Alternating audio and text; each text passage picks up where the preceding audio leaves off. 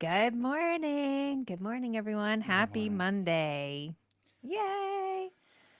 All right. How's everyone doing? June tends to be a really wild and crazy month for a lot of people. Some have already out of school and begun their summer and hmm feeling the out of off schedule craziness, right? hmm And some people like us are finishing out the school year and doing all the end of school year things, right? Can Um, you check the sound? I will Sound. check the sound. The sound is good. All right. So, good morning. We're here to bring you the news. ABA Business Leader News. Are you guys ready for this? I don't know. I'm not sure I'm ready for this. I don't know that Steven's ready for this, but I got on again. Amazing speed. look at you. All right. So, Today's kind of like a one of those Mondays that we've already accomplished like a whole day's work before we even started news yes. today. Yep. It's amazing what some sunshine and warmth will do for you, right? All right. Well, I don't know. Are we ready to talk about the news? Yep. Let's do it. Well, we have some people. So, you guys who are watching live, I am trying my best to monitor all the chats. And if you have any comments, questions, you want to join the conversation, um, just do so, and Okay. we'll include you. So I wrote these or I got these together like 5 days ago I think. Yeah, Steven's like Um, really on the ball, like planning ahead. so I don't even remember what stories we're gonna talk about today. Okay. And then I'm gonna monitor. Um, Here we are. I think that this is. And those of you who are Yep. listening to this on Tuesday, because remember, if you ever miss a Monday morning news, it's going to be on Tuesday on the podcast. Tuesday on the podcast. So wherever you find, watch, listen, or well, I guess listen to our Mm. Friday podcast, same spot, same Yep. place. This will be on Tuesday. All right, so let's hit it. The first, uh, don't you love it? HIPAA breaches aren't just a big company problem. What businesses need to learn from the Well Now settlement. All right, I feel like we've already talked about this. Yeah. Did we? Oh man. Did you pull up last week's news? Maybe it didn't. See, I got so ahead of myself that I I wasn't sure because, HIPAA is a thing that we talk about often. Mhm. And so, well, while we let Stephen have a minute to pull up last week, see, sometimes being ahead of the game Yeah. Maybe I left throws out you this really critical step. throws you off sometimes, and that's So you may okay. just have to go to the actual articles. That's okay. We can pivot. That's, like if anything else in life, I think that's something that we've gotten really good at doing, pivoting, because things are going like it's never going to go exactly to plan. Our plans are just there to help guide us. But I'm learning to have flexibility within that. All All right. right. So here we go. All right. Today's real news article. There is one about HIPAA again today, though, Oh. I will say. But we'll go with the first one. I don't know. Maybe you scroll down. I don't think that's the first one. Well, it doesn't. It doesn't matter. Doesn't There. matter. Well, let's Yeah. just start at the top and move our way down. Is Oh, that? I see what you're saying. Yeah. Yeah, yeah, Yeah. yeah. Yeah. I Yeah. gotcha. Okay. All right. So you click on that so I can see the full. Is that the full article? No, this is the summary. Summary. Yeah. All right. We'll just go through it the best we can. Okay. So our first news article for today. When systems fail families, ABA can still be a lifeline.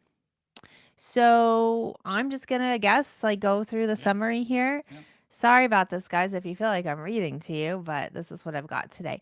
When you see a story like the one out of Thunder Bay, a child denied Jordan's principal funding for ABA.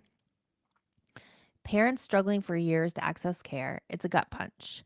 But it's also a powerful reminder of why ABA, when done right, really does change lives. In Canada, access is patchy with wait lists and funding red tape.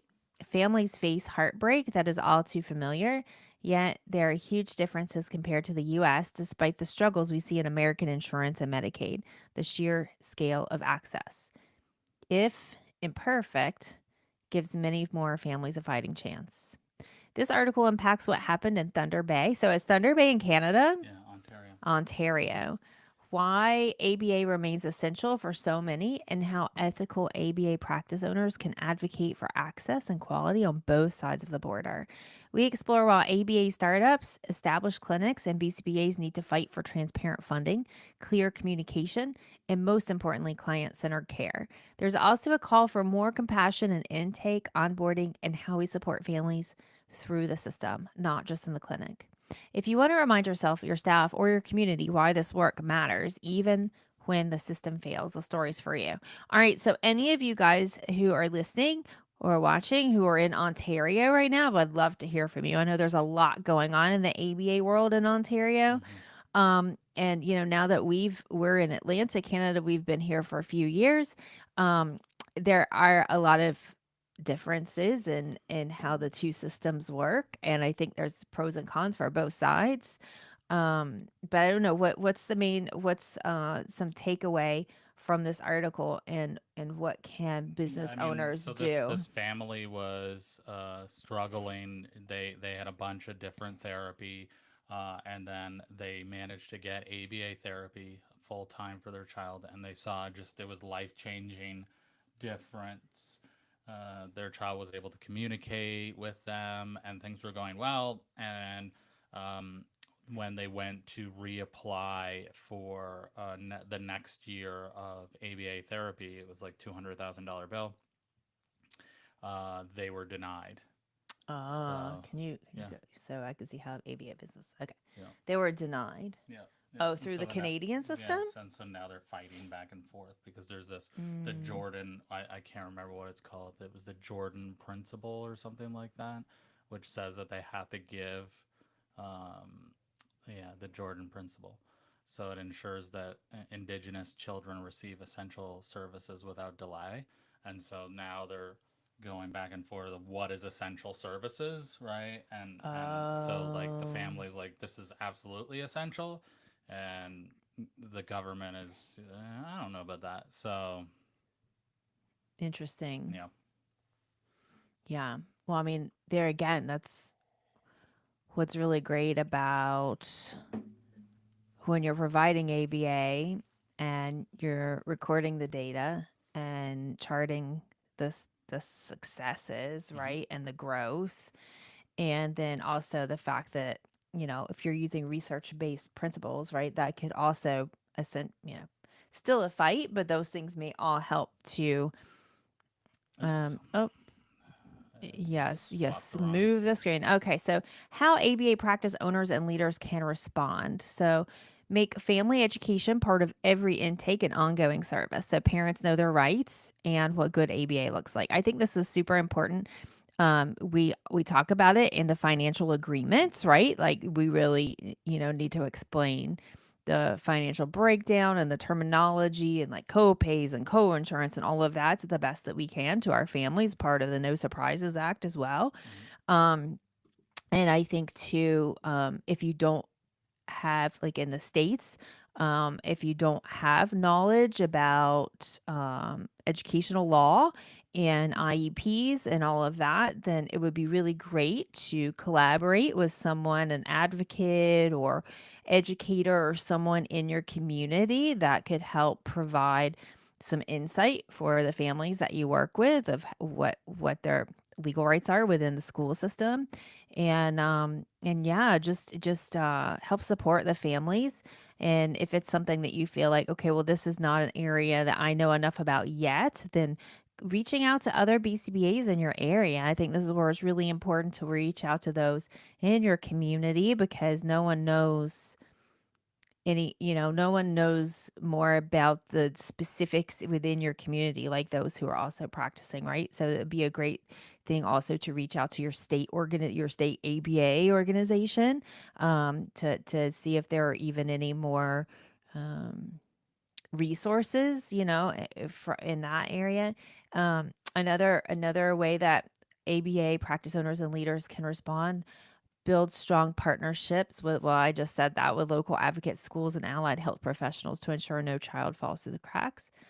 Focus on actionable onboarding and training for staff so that every therapist is ready to provide ethical, effective care, even in complex family situations. I can't scream it enough. I can't yell it enough. Train your staff. And training doesn't just mean to the RBT task list or to whatever, if you're I want to start being more inclusive and including like QABA people too. I need to learn that terminology a little bit better. But no matter what you use, and I know in Pennsylvania there's some different not accreditations, but titles for things, and different trainings for things. So, anyways, no matter where you're at, just making sure that you're training your staff to a wide range of what they need to know. Um, Use clear, compassionate communication about what's covered, what's not, and how to navigate challenges.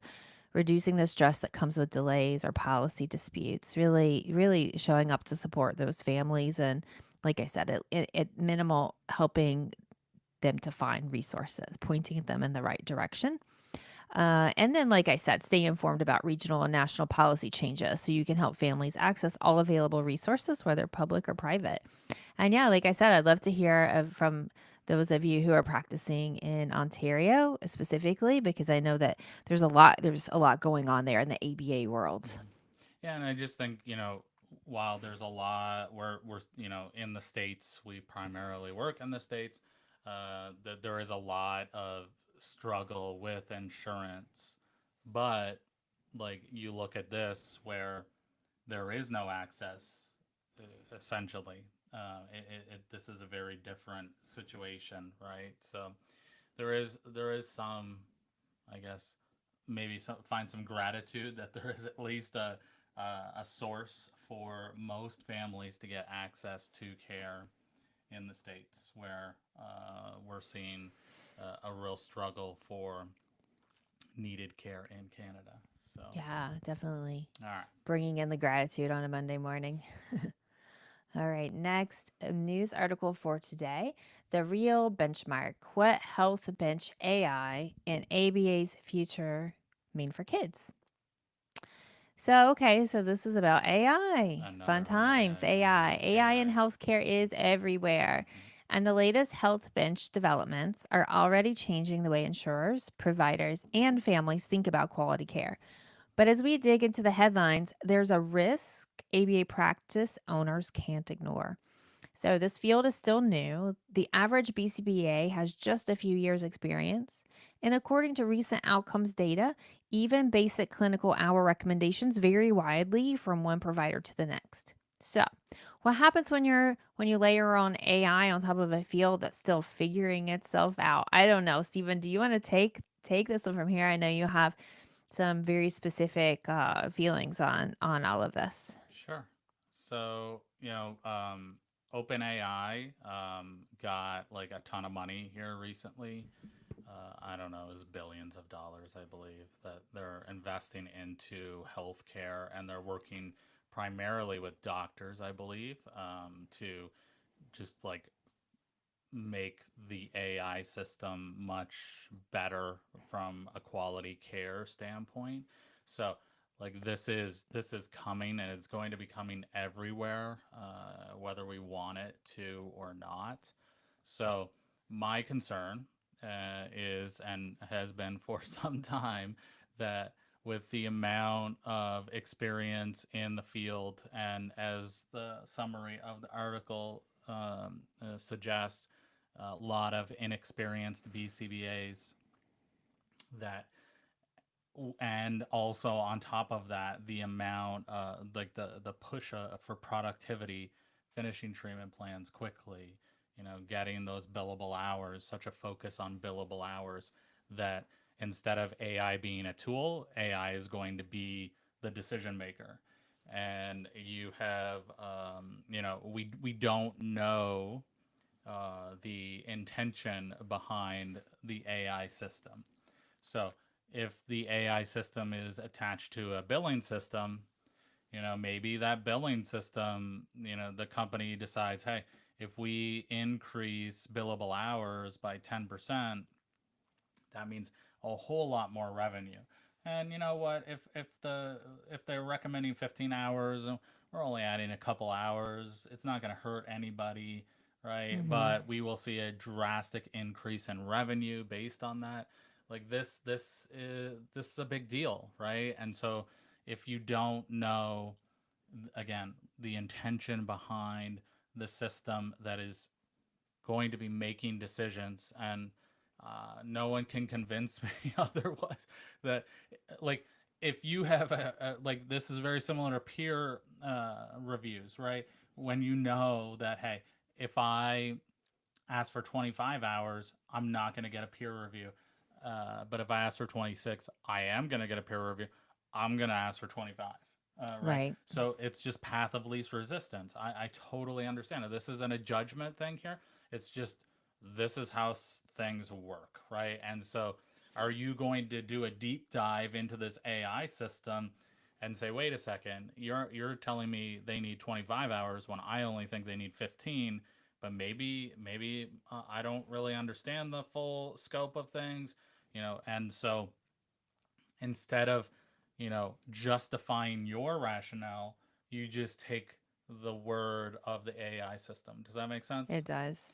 So this is my concern about AI, and so I don't know how to handle this. This is a concerning thing for me, because it could go the opposite way too, right? Other companies, funders, are also going to be using AI, right? And they're going to be reviewing documentation with AI, and this AI system is going to start making decisions based on that. Does that make sense? So if you're completely relying on AI to make a clinical decision, and then the funder AI says, no, no, no, no, you can only have 10 hours instead of 20, right? But you don't know how the AI system got the 20-hour justification, right? This can be a huge problem, right? So who is actually making the decision at this point, right? Is it the computer system, or is this an actual decision made by humans? And so that's my concern, right? Yeah. This becomes the digital bureaucracy, right? Mm-hmm. Mm-hmm. And well, the system said you only have 10, so I guess you can only have 10. So that's my concern, is maybe the system is great, but we don't know who is making the decisions behind the scenes, right? Mm-hmm. It's very similar to social media, right? Most times social media is not putting the news, or like the the items at the top of your list are the ones that are going to get a reaction from you. They're not like the latest posts from your friends and family, right? It's the ones that it thinks what will get a reaction from you to keep you on the system, right? So we really need to understand the intention behind the systems, and if the systems themselves are not open sourced, so you cannot see the programming behind them, then we don't know the answer to that, right? And we won't Mm-hmm. know the answer to that. So that's my issue with it. Well, and two, it's it's important. I'm trying to figure out how to say this, how to verbalize it, but it's also important that, like, it's really great to have AI as a tool. It can be, it's like we're learning, right? That it can be pretty beneficial if you Mm-hmm. learn like the right prompts to Mm-hmm. use. It can help clean up. I use it to help clean up some of the things I write, Yeah, just me too. to and it doesn't change the tone or anything of what I'm writing, but it will like clean it up a little bit so that maybe it takes a little less time for me to review it. However, I'm still reviewing it multiple times and Right. making sure that it's exactly what I'm wanting to say, and that it's just, and I'll tell it, don't change my words, don't change my meaning, just check for grammar, check for clear, is this clear? Mm-hmm. In my things like that. and then I'm still reviewing it several times. Like Right. I am nowhere near the point where I could just throw a prompt in, have it create something completely for me, and won't go and trust that it's Right. gonna say what I want to be said. And I so I think that's something too, is, as we get busy, as we have a lot of things on our plate, it can potentially be tempting to check less and less, and to be intentional and making sure that that it's we're the brain behind it, that it's our information, it's what we know as real, and it's just helping maybe for efficiency or Yep. something. I don't know, but I could see where it's like definitely slippery slope. Yes. It's such a new thing for a lot of us, and even those who we've had conversations with who have been a little deeper in this AI stuff a little longer than us, I think have some of the same questions. It's all in like how you train it, but who's training it and all Right. of that stuff. Yeah, so it's just something to stay aware of, right? Just really stay grounded in your why Yeah. when you're using AI, right? Yep. Yep. Stay grounded in your why when you're using Oh, AI. that was wonderful, Oh, Dawn. wasn't it? Yeah. All right. Last Okay, story. last story. HIPAA. Now we're back around to HIPAA. So, HIPAA in 2025, why every ABA company needs to rethink compliance now. So, apparently, there's a surge in ransomware attacks, tighter enforcement from the Department of Health and Human Services, and new rules coming for business associate agreements and risk assessments. Do we know when? This article says that HIPAA is changing fast, so we do need to keep Yeah, they're in they're touch. looking at the rules right now. So we So it's in process, but we don't know exactly. Okay, so we have some comments here. AI could dramatically cut down on nurse charting. I am wondering what it would pick up if we had one listening during our whole session. Yeah, it's there are so many ways that we could use AI as tools, right? Yeah, and And, I think and that that is coming quicker than you might think, and right? then the more accurate soap notes, because we wouldn't forget 100%. anything. Absolutely. And Yep. so it's like part of me, like when we're really digging in, and we're building out a session note training now. A little part of me, see, so here's where we get, it's a slippery. Hmm. The little part of me was like, oh, did we really want to put all of this time and effort into um making such an in-depth session notes training when AI pretty soon is going to start doing our session notes? And then I caught myself, right? And I was like, why am I thinking that? I thought, well, this is even more reason for us to really understand what's part of it, so that we can double check what it, Yes. like, so that we can be aware and be on top of it. Yes. Yeah. I like. Yeah. I think that there are lots of really cool things that it can help reduce time and make sessions easier. But at that same time, where my primary concern is those clinical decisions. Who's making those clinical decisions? Yeah. Yeah. Yeah, So. absolutely. Sorry, we'll head back to HIPAA. Yep. Hmm. So yeah, so it's in process. Yep. So a lot of updates are coming quickly. We don't know exactly when yet, Nope. right? But they are coming. And so really it sounds like this is awareness, Yep. right? Just staying aware and staying checked in. Yep. We'll keep you up to date here. Yep. We even have we have resources, and we have experts that we work with that can help. But so it looks like, what are things? So what are these items? What changes are being discussed about? The more stringent risk Yeah, assessments. they're like, a lot of people they'll do a risk assessment, a risk analysis, and then they just forget about it, Mm-hmm. right? And okay, we switched from one one email system to another, right? We didn't do a risk analysis on this new system, so this is something that the that they're going to start checking more apparently. And the big thing to take away is that the article said, ransomware has gone up 264%. Wow.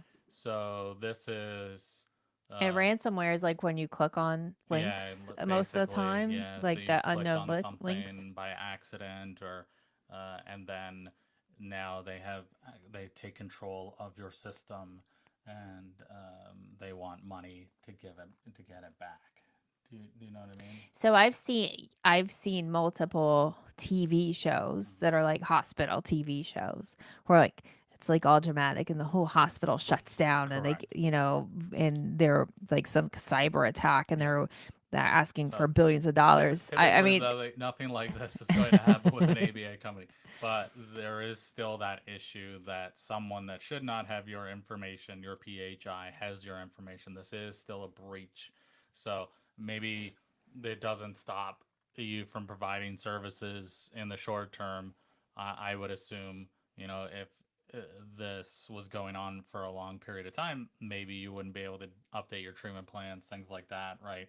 Um, uh, do new targets because some have been mastered, because you're just gonna, what was what were we even working on in here, right. right? So so is it going to be as dramatic as that? No, but there is still risk here, Still right? risk and still Yes. can affect the Yep. quality of care that you're Yep. providing and So it's just, again, we do now have a HIPAA consultant. If this is something that you would be interested in, please reach out.